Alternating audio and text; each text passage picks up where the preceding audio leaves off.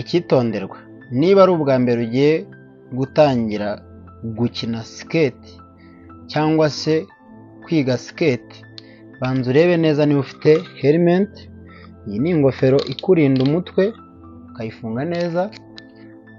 Ikindi ugomba kuba ufite udukoresho wambara mu biganza in case ubaye uguye. Dore ngutu uko batwambara, ubwo nyine coach ahita abikwereka iyo wageze ku kibuga.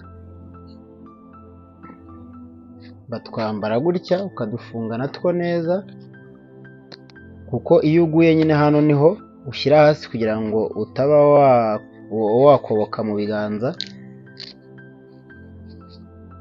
Ikindi ugomba kuba ufite utundi wambara mu mavi.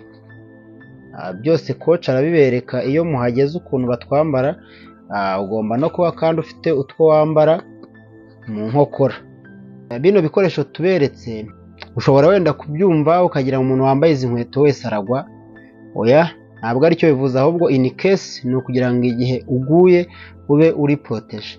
Byose ushobora kutabibonera rimwe byoroshye, uko ibikoresho bya skating nabyo ubwabyo bisa n'ibihenze. Ushobora kutabibonera rimwe byose, ariko at least ni byiza kuba ufite ingofero. Helmet yo ni itegeko, nta muntu wemerewe cyangwa se ukwiye kwambara skate nta helmet yambaye.